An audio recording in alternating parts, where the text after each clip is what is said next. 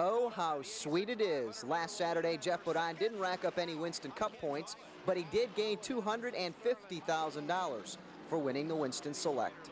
Things were pretty intense last week, even though there weren't any points. A lot of money, a lot of prestige, a lot of pride. Yeah, this weekend it's more points, but for us, we're kind of behind in the points, so we're not worrying about that. We're worrying about another win, make some more money. And Jeff Bodine now knows how much money it takes. Year number one as both owner and driver has been good for qualifying, but not as far as race results until this past Saturday. Yeah, we're confident in our car, our equipment. I'm confident in myself. But, we're not overconfident. If you ever get overconfident, that's when you're going to get beat.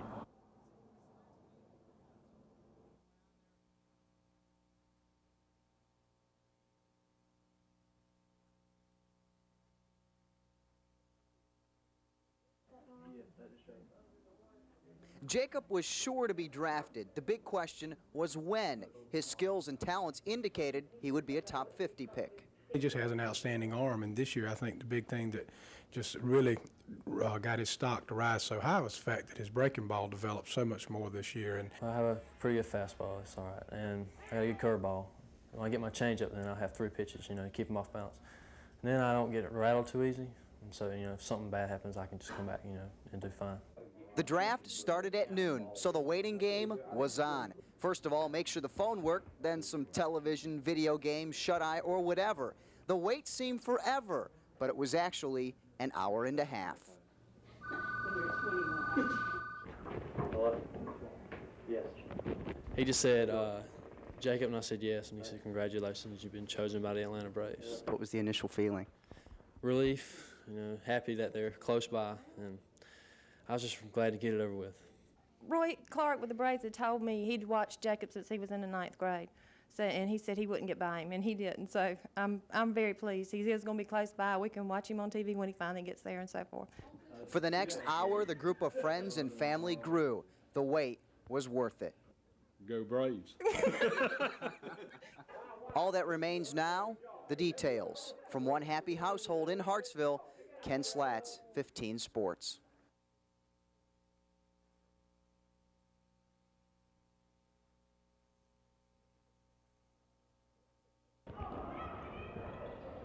Take your pick, basketball or baseball, outdoors or in, Dan or Dave. One more time. We're all creatures of habits. You can either memorize good habits or bad habits. It's like my golf game, okay? I've memorized a bad habit, but I can still beat my brother Dan, even with that bad habit. No, but seriously, if these guys, you get them early enough, sometimes they don't know right from wrong, but if they habitualize correctly, they take that habit with them and they become better ball players. 42 years of coaching experience between the two. Both of their current Coker teams are conference champions. And, well, success breeds success. I've got some of my players working, Benny King, Dan Shanks, and Tully Pate, and all 3 of those kids have had a lot of success. And the kids that are here identify with those kids a little bit more since they know them because they come to our games. I thought it would be fun meeting the players, and I came to learn stuff about basketball because I play basketball, and it has been fun so far. The basketball camp has a larger turnout this year, and, well, Dan over-exaggerates. Why? Well, I think the numbers are good this week only because I think my brother Dave also had his baseball camp, and I think the people in town looked at to see what camp did they want to send their kids to, and obviously they wanted to send it to the basketball camp. In Hartsville, Ken Slats, 15 Sports.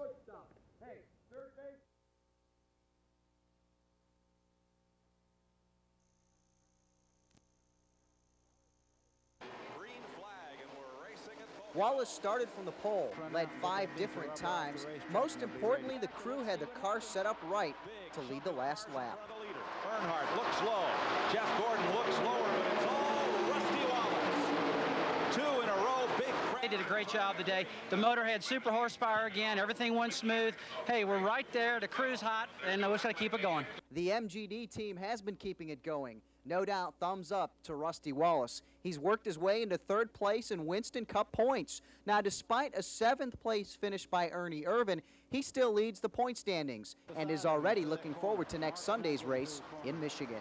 We're bringing the same car we had at the Winston, and we got that car fixed up, and we'll be ready to race them real hard. And you know, these guys got great motors and just a great chassis and pit stops. Everything's just real competitive, and we look forward to every race.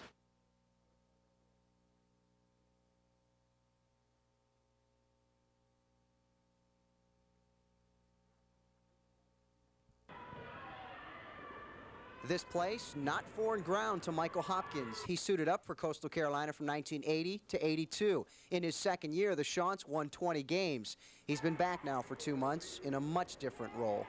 It's been good. It's been good. You know, coming back in this capacity of being the head coach now, and then all the other things surrounding the program, it was pretty hectic at first. How couldn't it be? Allegations of illegal recruiting and grade fixing still surround the program. Results of that investigation should be out soon.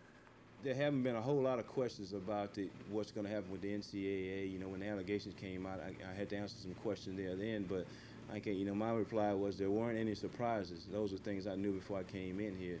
But I would say the most difficult thus far has been trying to do it all by myself. That part is over. Hopkins now has 2 full-time assistants, along with part-time assistant Jeff Pardue, who served alongside Russ Bergman. You don't replace Russ Bergman. I have to come in. I have to be Michael Hopkins. You know, Coach Bergman was Coach Bergman. I have to be myself, and so the things I've done while I was here, I just have to continue to be myself and establish my own identity. Something he's trying hard to do for a program that's under question. In Conway, Ken Slats, 15 Sports.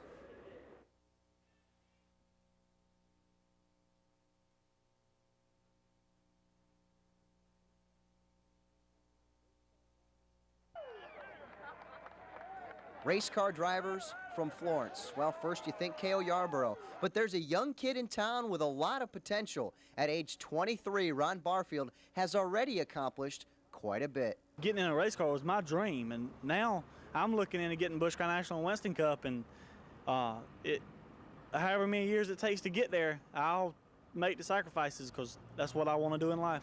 The 2-time Myrtle Beach Speedway champion hit it big at Bristol Saturday. He took the checkered flag for his first win on the All-Pro circuit. If you're going to win an All-Pro race, Bristol was the one to win. And it was lucky it was my first one, and I hope I have many more to come. Barfield and another local driver, Darlington's Hal Goodson, are battling it out. Barfield currently 4th in points, Goodson now 5th. This All-Pro circuit extremely valuable for Ron's future goals. I'm going to different racetracks, getting the setups on different places, and getting accustomed to different type racetracks. So whenever I move on up to Busch Car National or Winston Cup, I'll have go into more racetrack experience. Ron wants to race Winston Cup by the age of 30, but at his current pace, he could beat that by maybe 3 years. In Florence, Ken Slats, 15 Sports.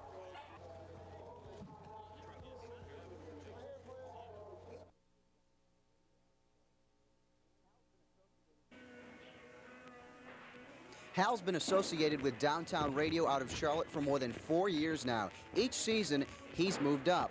The next step, probably the toughest. Busch racing now is like Winston Cup was a couple years ago, and it's real, a lot of money being spent, and with the money I've got to spend now, All-Pro circuit is the way, the place I want to be. If I could get a deal, with a Busch car or something, I'd be, more than happy to take it. But, right now I'm happy doing what I'm doing. I mean, it's great racing, and, I'm having a ball. No doubt, it's a lot of fun when you're succeeding, something Hal is doing yet again. He's 5th in points, less than 200 behind the leader. Every week there's probably about 15 cars that are capable of winning the race, so it's real competitive. We've had 2 seconds this year. We haven't won one, but we're going to Myrtle Beach this weekend, and it's one of my better tracks, and I probably got more laps there than most of the guys down there, so we're looking forward to going there this weekend. Consistency, despite some engine problems, has helped Hal stay in the top 5 in points. There's no doubt he's just inches away from his first win of 1994. Hopefully my motor problems are out of the way, and we've got 2 seconds this year, so we've been real close, and we won a race last year, and so I'm looking forward to trying to get one in Victory Lane this year. And why not Saturday night at Myrtle Beach Speedway? Reporting from Darlington, Ken Slats, 15 Sports.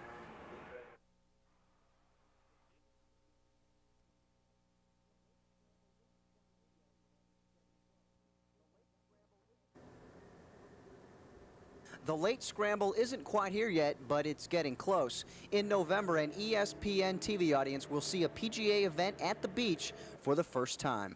Well, it's very exciting for the whole area. We anticipate that this will really showcase Myrtle Beach on a national scope, and I think that'll be good for everybody involved.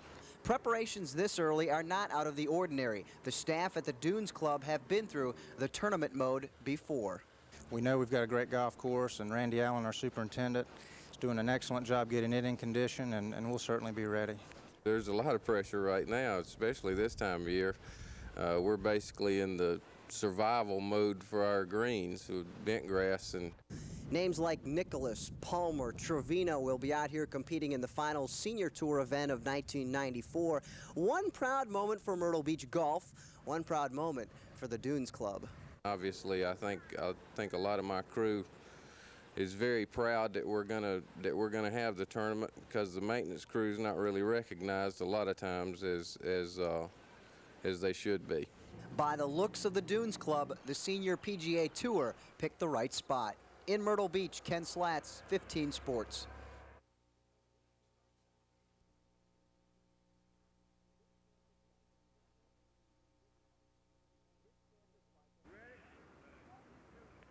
This camp is like any other, only in bigger bunches and more popular names. The USC football camp, more than 350 kids came out to learn from the Gamecock staff.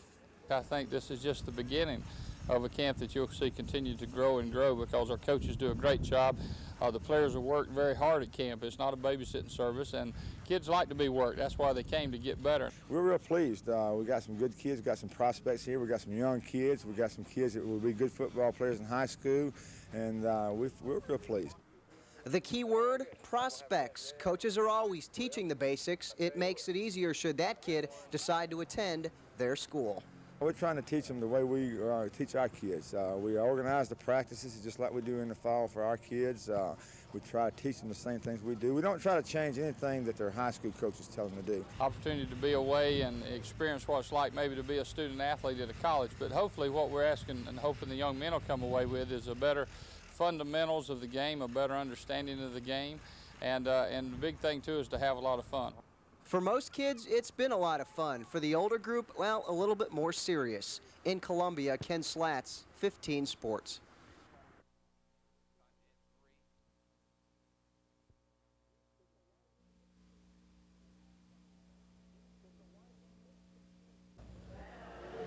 It's a widely misconceived sport. Sorry, folks, this is real wrestling, not this. Jumped all over the head shrinkers, but that might be a big mistake. The obvious biggest conception is that we have ropes and that you can sling the guy and hammer lock him or whatever, but it's really a safe sport, and actually there are fewer injuries in the sport of wrestling than most sports. A lot of parents probably feel their kids are going to get hurt in wrestling. A lot of throws, a lot of banging around on the mat, a lot of broken bones. That is not at all what real wrestling is all about. The second annual Camp of Champs has drawn twice as many kids as last year, an indication that around here, this sport is on the rise. Well, what we're trying to do is we're trying to get the basic skills of wrestling across to all the local, mostly local people are at the camp, and we're just trying to get them to learn the basic skills of the sport. Take those skills and the proper training, and a wrestler already has the athletic edge. I've seen wrestlers go into other sports and be 2 or 3 times ahead of what the other athletes are, because they've been in wrestling already. Reporting from Sockasty, Ken Slats, 15 Sports.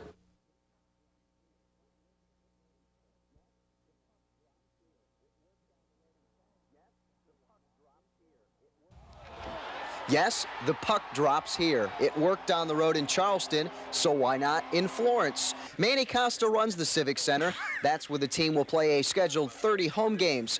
Manny's played a crucial role in getting this sport to our town. Francis Marion University did a study, and their study indicated that if we did have a minor league hockey team in Florence, that we could generate up to 6,000 people a game over a period of 30 games.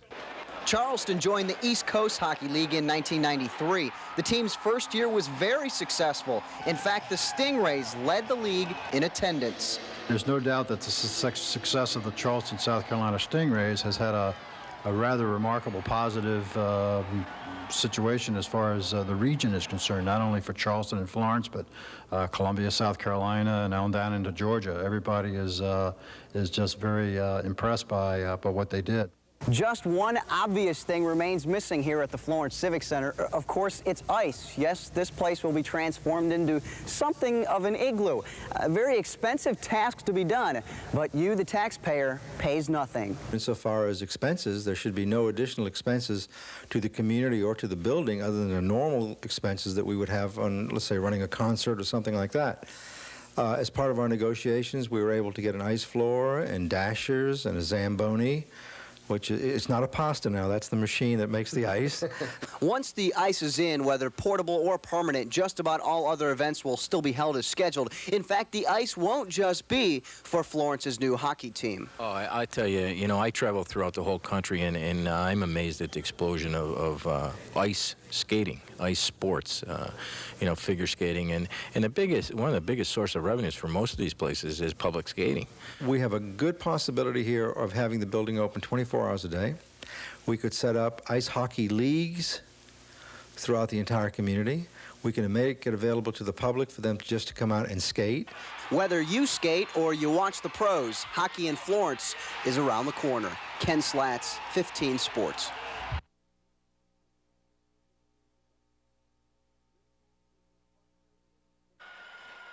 This past season, frustration for the Hornets, but for the team's two top guns, Dream Team 2 is a chance to heal some wounds. I've really been looking forward to this, missing most of last season, and you know, I was gearing up, you know, as soon as we lost our last game here in Charlotte, and I knew that, you know, I was getting ready for Dream Team.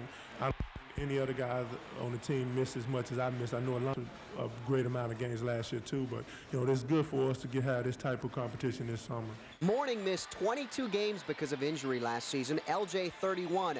Both returned for the playoff run, but it wasn't enough. This is a situation where this year Charlotte was expected to do a lot, and you know, we was hampered by injuries, and unfortunate enough we didn't make it to the playoffs. So this is real good for the Charlotte fans to come out and get a little bit more taste of good basketball. The opening of Dream Team 2, it couldn't have been any more special for Alonzo Mourning and Larry Johnson. This sold-out Charlotte crowd greeted them as loudly as possible. These two are trying to bring home a world championship. And traditionally, the people that have followed in the footsteps of the international games, and we represent all of that, you know. So it's a pride thing with us, and we definitely want to win because we represent not only ourselves but our country. It's this Dream Team experience that will hopefully help Larry Johnson and Alonzo Mourning bring that championship attitude back to the Hornets. In Charlotte, Ken Slats, 15 Sports.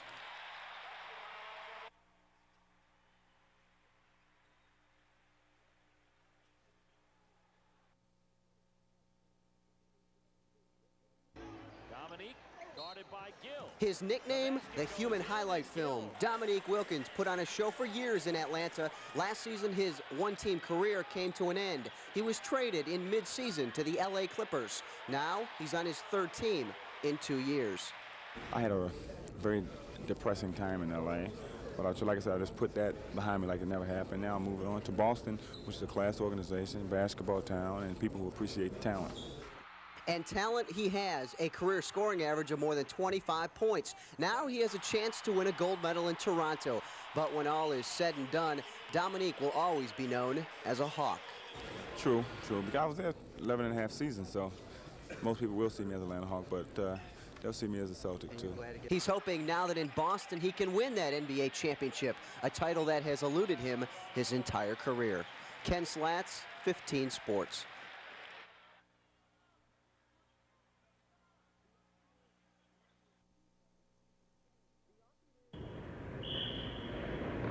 The auctioneers haven't wandered too far out of the cellar the past few years. With the likes of Myrtle Beach and Chirac in their region, it's been hard times. But after a rebuilding season, Mullins has a football team back up to par. Yeah, we are excited about it. We've had kids that have been working real hard, and we feel like now our strength levels, about up to where we should be competitive at the AAA level, and we're excited about this season, and we think we've got potential, but, it all depends on the attitude and the work ethic that we carry through these first 3 weeks. I think the kids have come along a long way. Attitude-wise, they want to win, and only thing we got to know how to win. Learning how to win starts opening day. As always, Mullins takes on cross-county rival Marion. Well, it's a big rivalry, of course, with Marion, but, right now, these first 3 weeks of practice, we've told our players that we just want to concentrate on Mullins. We want to concentrate on making our team the best we can, and that first week, right before we get ready to play them, we'll start thinking about Marion. But yes, the focus on his Auctioneers. Just 3 weeks left to bring it all together. We just want to be fundamentally sound. We've come out real slow the last couple of years and struggled a lot early on, and this year we're working real hard to execute perfect plays. We've cut back on our offense a good bit, really limited to what we're trying to do. In Mullins, Ken Slats, 15 Sports.